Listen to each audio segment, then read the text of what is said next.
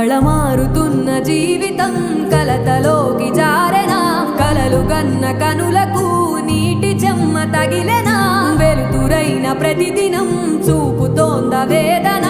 అందమైన బతుకున అలజడి చలరేగెనా ఏమిటి నీ పాపం ఏమిటి నీ నేరం చీకటి ముసిరిందే చిటికల్లోనా తీరదు నీ శోకం మారదు ఈ లోకం